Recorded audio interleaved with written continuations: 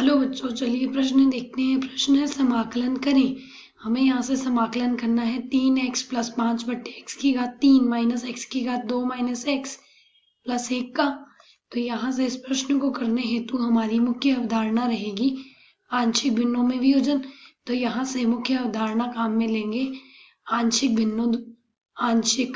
भिन्नों में वियोजन कर सरल करेंगे। आंशिक भिन्नों में वियोजन कर हल करेंगे। तो यहाँ से हल करने हेतु आंशिक भिन्नों में वियोजन करेंगे। तो आंशिक भिन्नों में यदि वियोजन करना है, पहले हम इसके हर को सरल कर लेते हैं।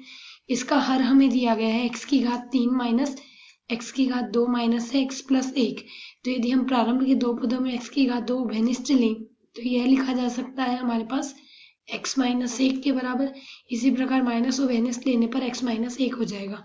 दोनों पदों में से x माइनस 1 उभयनिष्ठ ले लें, शेष बचेगा x की घात 2 माइनस 1।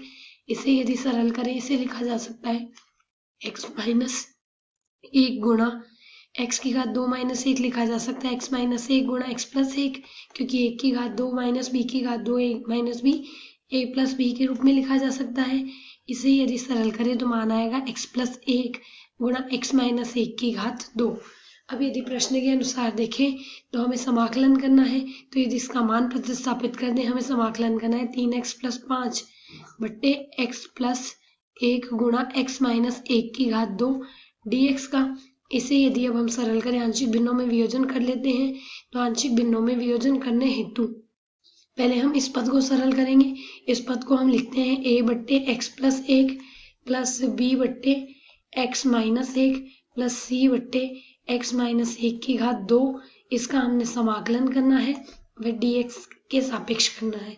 तो यदि हम इनके केवल दोनों पदों के अंशों को देखें, दोनों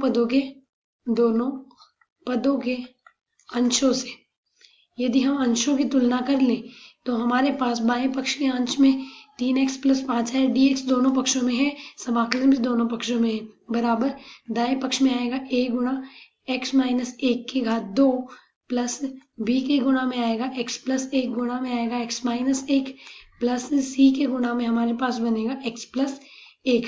तो अब यदि हम यहाँ से सरल करने हेतु x बराबर ले लें बराबर 1, यदि x बराबर 1 लेंगे तो यह आएगा 3 प्लस 5। a का गुणांक 0 में गया, b का गुणांक भी 0 में गया, केवल c का गुणांक बचेगा, वह आएगा 1 प्लस 1 2c, अर्थात 2c बराबर आएगा हमारे पास 8 और c का मान आ जाएगा 8 बट्टे 2 अर्थात 4। इसी प्रकार यदि हम यहाँ से x बराबर माइनस का 1 लें, x का मान माइनस का 1 होते ही b का गुणांक 0 गया और c का गुणांक 0 गया, केवल a का गुणांक शेष रहेगा, यह आएगा माइनस का 3 प्लस का 5। और a का गुणांक माइनस का 1 है, माइनस 1 माइनस 2 का वर्ग होगा 4a आ गया। इसे सरल करेंगे, यहाँ बचेगा 2 बराबर 4a, अर्थात a का मान आ गया हमारे पास 1 बट्टे 2।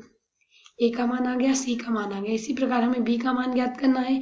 तो b का मान ज्ञात करने हेतु यदि हम यहाँ से देखें, केवल नियत पद का गुणांक दोनों पक्षों की तुलना करें, तो यहाँ से बाएं पक्ष में नियत पद हमारे पास 5 है और दाएं पक्ष में यहाँ से a का गुणांक तो रहेगा हमारे पास 1, तो यहाँ से a आएगा। इसी प्रकार b का गुणांक हमारे पास यहाँ से बनेगा माइनस का 1, तो माइनस का b आ जाएगा और c का गुणांक है नियत पद का 1। यह हमने लिखा है नियत पद में, अर्थात जो पद हमारे पास नियत है, अर्थात तो उसी पद की हमने तुलना की है। तो यदि हम यहाँ से a व b दोनों के मान प्रतिस्थापित कर दें तो हमारे पास यहाँ से मान क्या आएगा, a का मान आया है 1 बट्टे 2, b का मान हमने ज्ञात करना है, माइनस का b रहने देते, c के स्थान पर 4 लिख देते हैं, बराबर 5 आएगा। तो यदि हम सरल कर लें तो b बराबर हमारे पास आएगा, यहाँ से b का मान आएगा माइनस का 3 बट्टे 2। a b व c तीनों के मान आ गए, मान प्रतिस्थापित कर दें तो हमारे पास सरल होके मान रहेगा समाकलन a के स्थान पर हमारे पास मान बना है यहाँ से 1 बट्टे 2, तो 1 बट्टे 2 dx बट्टे हमारे पास यहाँ से मान क्या रहेगा इसका x प्लस 1। ठीक इसी प्रकार b का मान रहा है माइनस का 3 बट्टे 2, समाकलन 3 बट्टे 2 dx बट्टे में आएगा x माइनस 1 प्लस इसी प्रकार c का मान रहा है 4, तो 4 dx बट्टे x माइनस 1 की घात आएगी 2। तो यदि अब हम इसे सरल कर लें तो यह मान बनेगा 1 बट्टे 2 dt बट्टे t का समाकलन होगा log t, तो यहाँ से मान आएगा log x प्लस 1 माइनस 3 बट्टे 2 log x माइनस 1 आएगा। ठीक इसी प्रकार यदि हम x की घात n का समाकलन x के सापेक्ष करें तो हमारे पास मान आएगा x की घात n प्लस 1 बट्टे में राशि आएगी n प्लस 1। तो इसी के आधार पर यदि हम इसे सरल करें तो यहाँ से मान आए, तो यहाँ से हमारे पास मान रहेगा 4 गुणा में x माइनस 1 की घात माइनस 2 प्लस 1 बट्टे में आएगा माइनस 2 प्लस 1 प्लस समाकलन स्थिरांक लगा देंगे c।